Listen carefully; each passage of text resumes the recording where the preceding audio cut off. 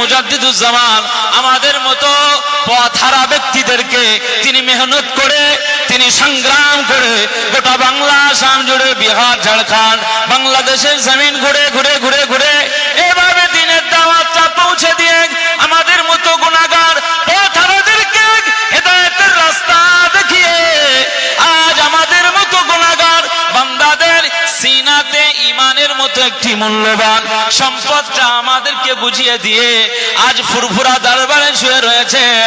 এ নবীর উম্মত উম্মতিরা, সেই জন্য আজকে দাদা হুজুর কিবলার ওসিলায় আজ আমরা পথহারা ছিলাম, পথ দেখতে পেলাম, সিরাতে মুস্তাকিম পথ পেয়ে গেলাম।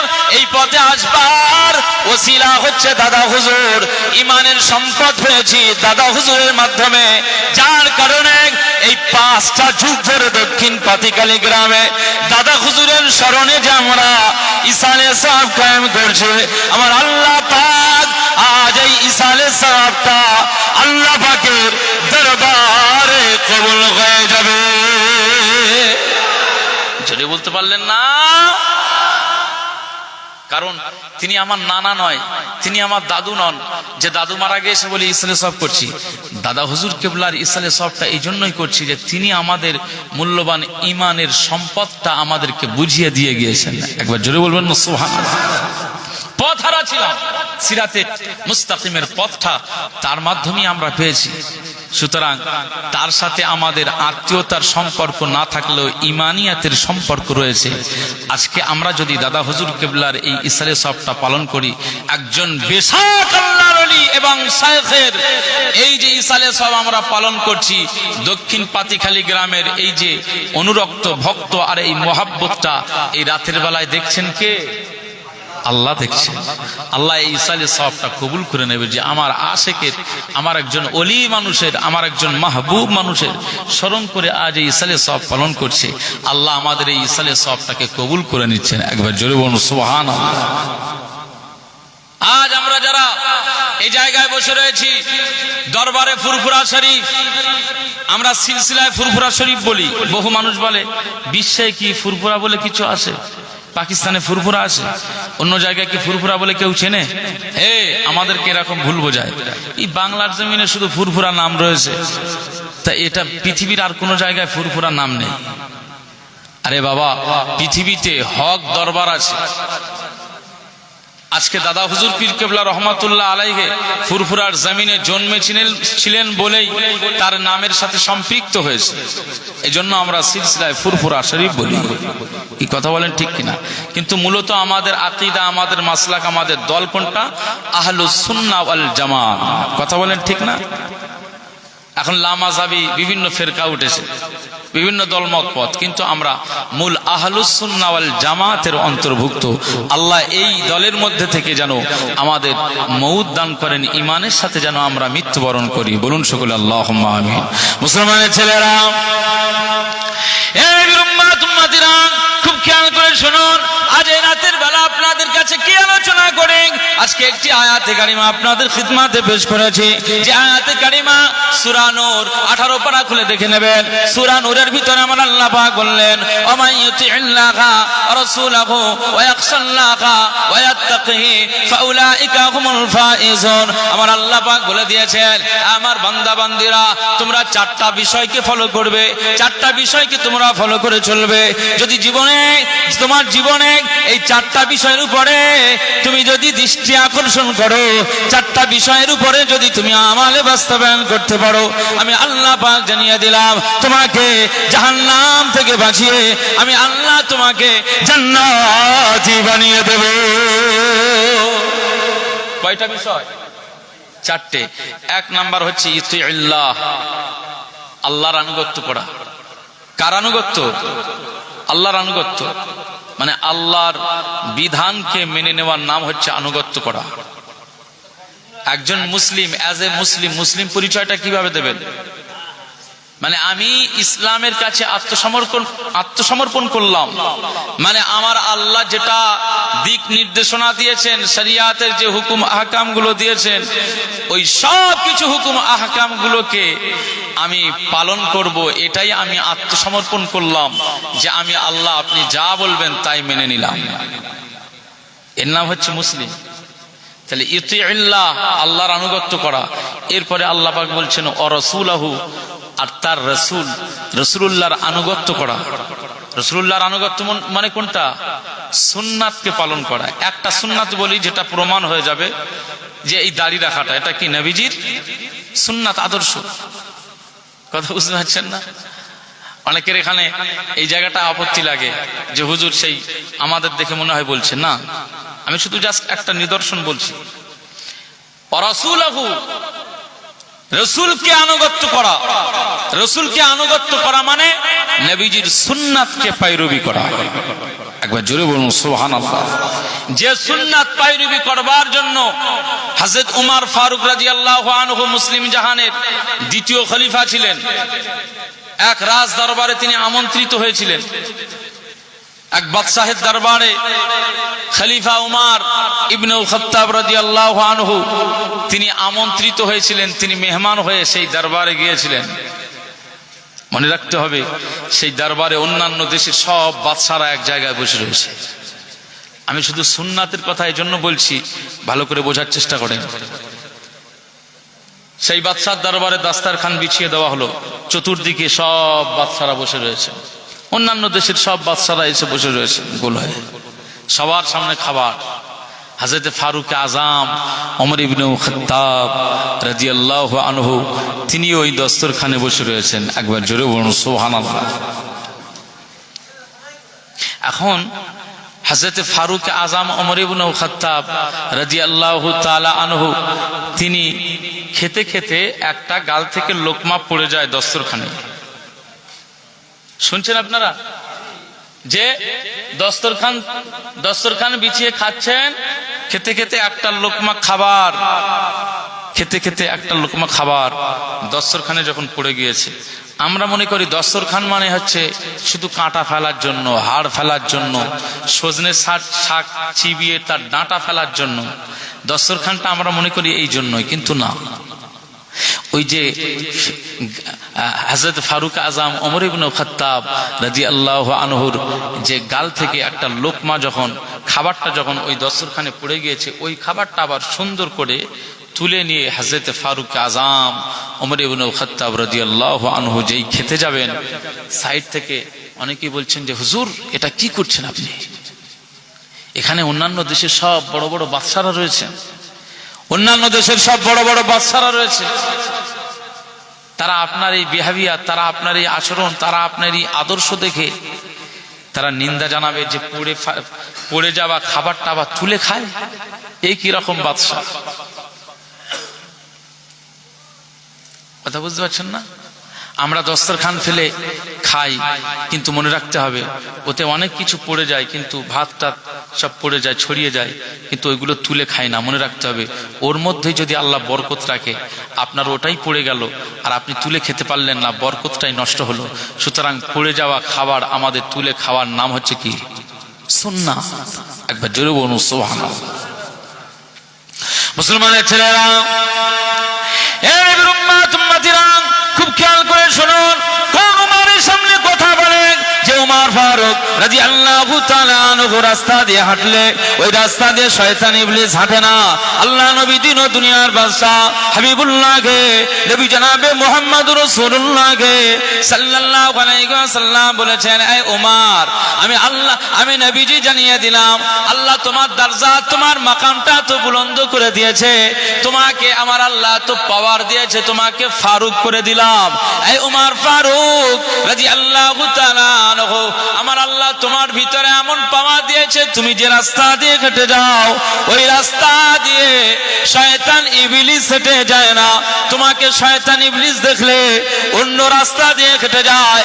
এই উমর ফারুক রাদিয়াল্লাহু তাআলা আনহু, না না না না, আমি রাসূলুল্লাহ সাল্লাল্লাহু আলাইহি ওয়াসাল্লাম জানিয়ে দিলাম, আমার ঘরের বিবিগণ যখন তুমি আমার দরবারে হুজরাতে চলে আসো, আমার ঘরে আমার বিবিগণেরা যখন আলোচনা করে, যখন এই আলোচনার মাঝখানে আমি নবীজি ওখানে থাকে, আর তুমি বাইরে থেকে যখন আওয়াজ দাও যে আমি উমর ফারুক হুজুর এসে গিয়েছি, ইয়া রাসূলুল্লাহ, ইয়া হাবিবাল্লাহ, আপনি হুজরার দরওয়াজাটা খুলে দেন। এ নবীর উম্মতিরা, খুব খেয়াল করে শুনুন, আল্লাহ নবী বললেন, উমর, তোমার গলার আওয়াজ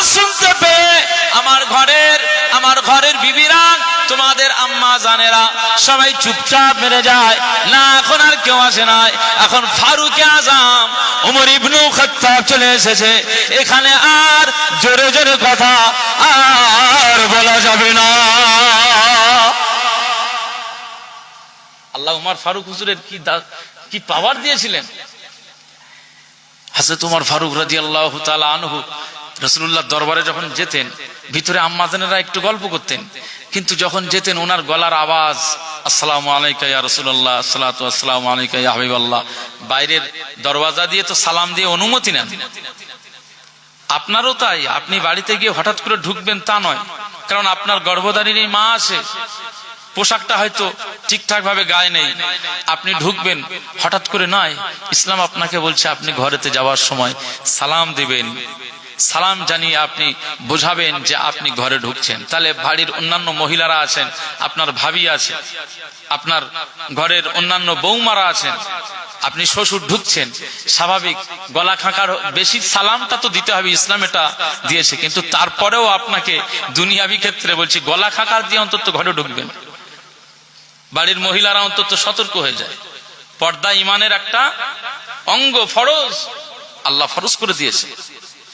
তো রাসূলুল্লাহ বলছেন, এ ওমর ফারুক রাদিয়াল্লাহু আনহু, তোমার আম্মাজানরা যখন ঘরের ভিতরে সব একসঙ্গে গল্পগুজব করে, বাইরে থেকে তোমার কণ্ঠস্বর শুনতে পেলেই সব আওয়াজ বন্ধ হয়ে যায়, সব গল্প বন্ধ হয়ে যায়, যে না এখন আর গল্প করা যাবে না, ফারুকে আজম ওমর ইবনে খাত্তাব চলে এসেছে। একবার জোরে বলুন সুবহানাল্লাহ।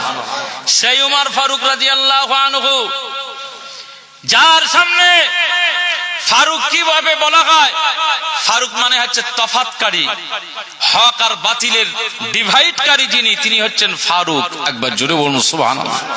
দুইজন, একজন ইহুদি একজন মুসলমান, দুইজন জমি নিয়ে বিবাদে পড়ে গিয়েছে। বিবাদে হয়ে যাওয়ার পরে এখন দোষটা মুসলিমের, সে জোর করে ইহুদির থেকে জোর করে জমিটা জোর করে নিজের দিকটা বেশি করে নেওয়ার চেষ্টা করছে। না না না, ইহুদি মানতে চায় না, বলে চলো তোমাদের নবীজির কাছে যাই। নবীজির কাছে যাওয়া হলো, এ মুহাম্মদ সাল্লাল্লাহু আলাইহি ওয়াসাল্লাম, আমি একজন ইহুদি আপনার কাছে এসেছি, এটা আপনার সাহাবী একজন মুসলমান, আপনি ইসলামের কি বার্তা দিয়েছেন? জোর করে জমি নিতে বলেছেন, জোর করে পরে জমি নিতে বলেছেন, এটা ইসলাম কি বলে? নবীজি বললেন না। তা আপনার সাহাবী, আপনার হাতে বায়াত, আপনার হাতে মুসলমান হওয়া, ইসলামপন্থী হওয়া, এই মানুষটি আমার কাছ থেকে জোর করে জমি নিচ্ছেন, এর ফয়সালা দেন। নবীজি ফয়সালাটা ইহুদির দিকে দিয়ে দিলেন। একবার জোরে বলুন সুবহানাল্লাহ।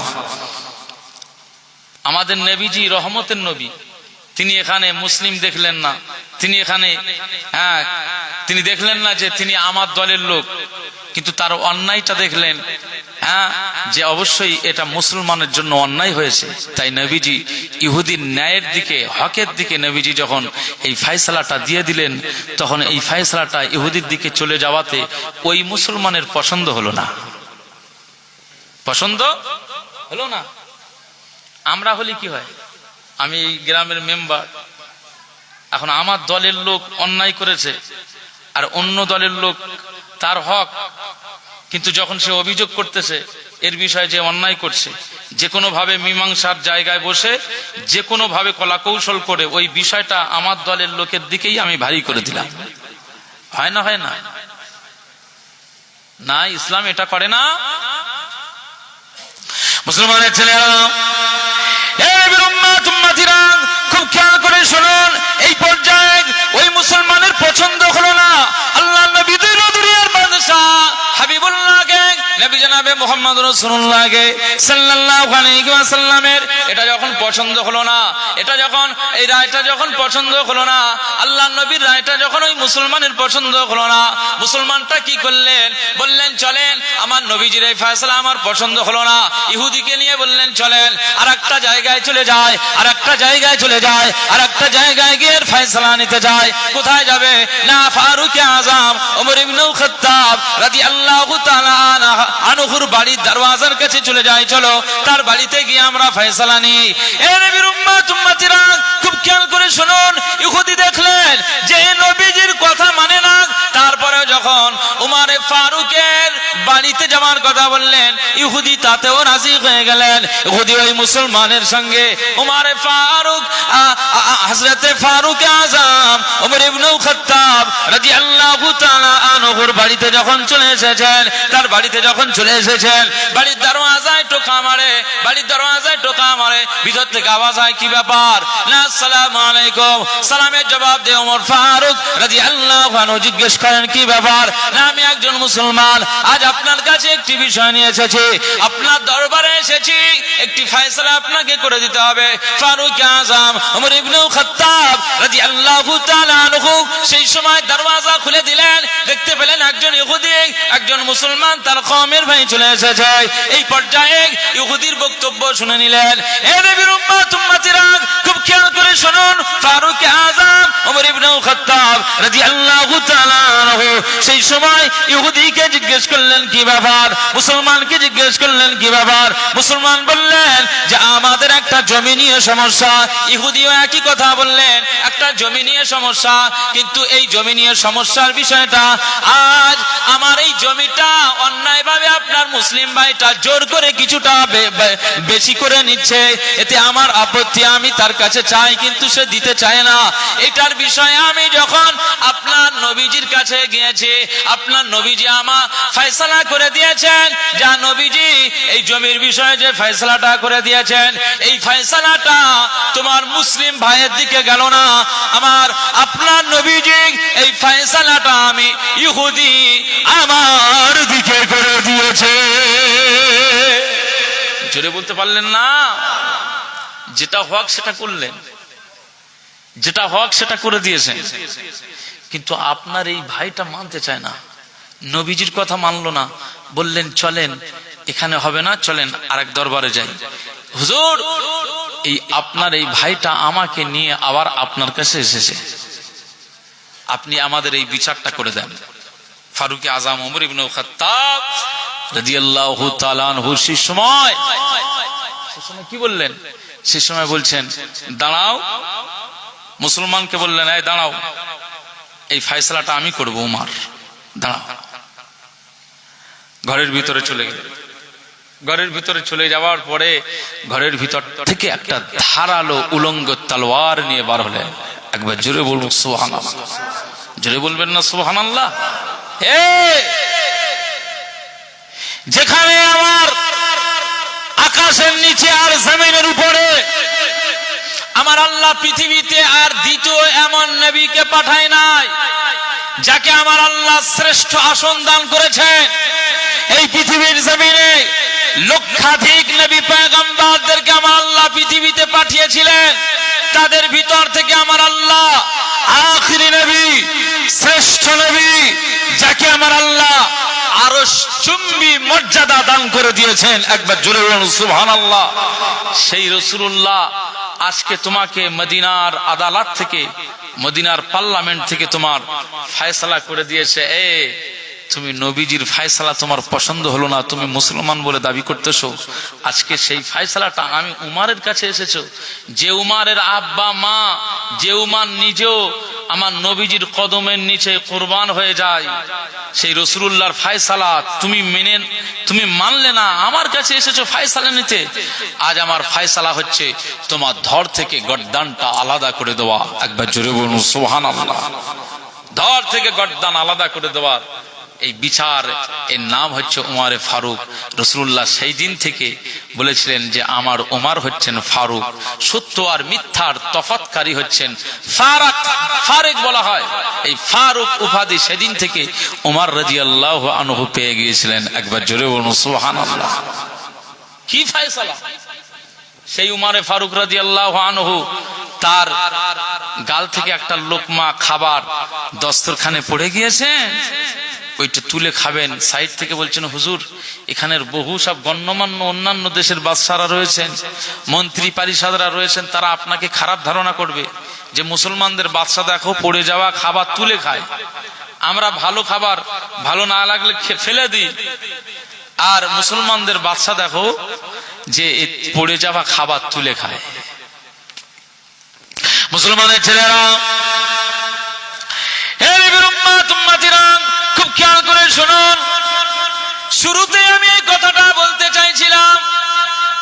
ফারুক আযম ওমর ইবনে খাত্তাব রাদিয়াল্লাহু তাআলা আনহু ওই বাদশার দরবারে আমন্ত্রিত হয়ে গিয়ে দস্তরখানায় বসে খাবারের সামনে বসে গিয়েছিলেন। পড়ে যাওয়া খাবার তুলে খাবেন। পাশ থেকে যখন অন্যান্য জনরা বলছেন আপনি পড়ে যাওয়া খাবার তুলে খাবেন, এটা অন্যান্যরা দেখছেন, আপনাকে নিন্দা করবে, খারাপ বলবে।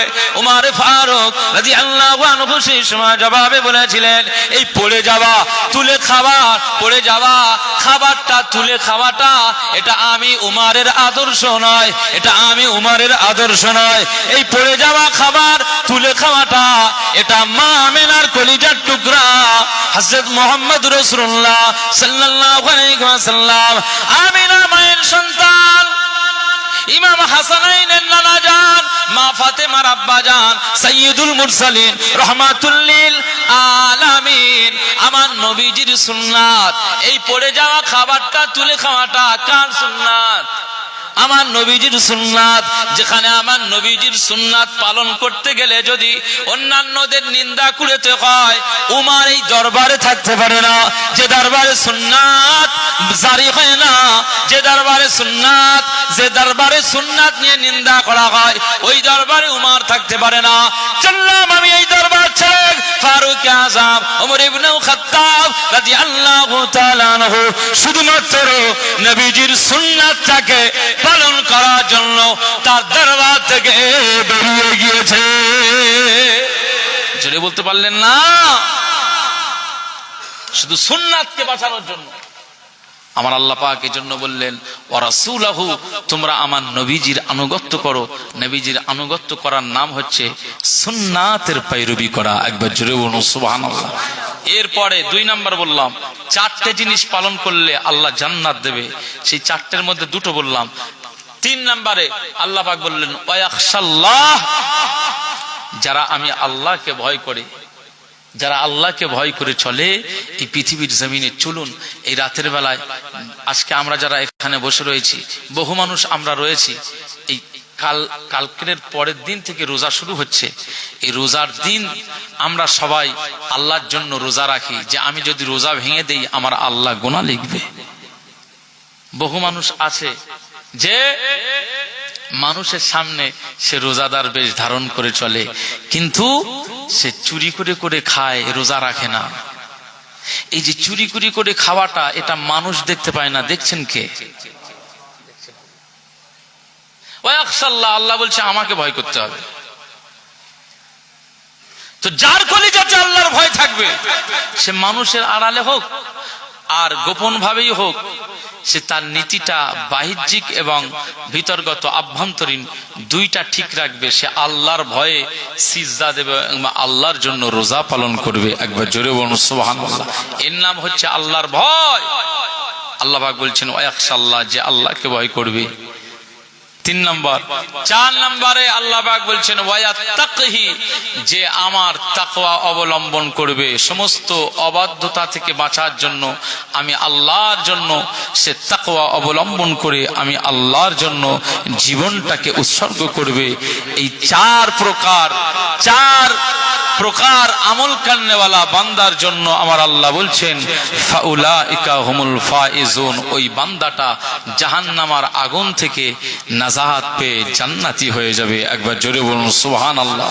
এই দুনিয়ার জমিনে আমরা যারা রয়েছি আল্লাহকে মানতে হবে, রসুলকে মানতে হবে, তাকওয়া করতে হবে, আল্লাহর ভয় করতে হবে। এই কয়টা জিনিস যদি আমরা পালন করে চলতে পারি, নিশ্চিত আমার আল্লাহ আমাদেরকে জাহান্নাম থেকে বাঁচিয়ে জান্নাতি বানিয়ে দেবে। একবার জোরে বলুন সুবহানাল্লাহ।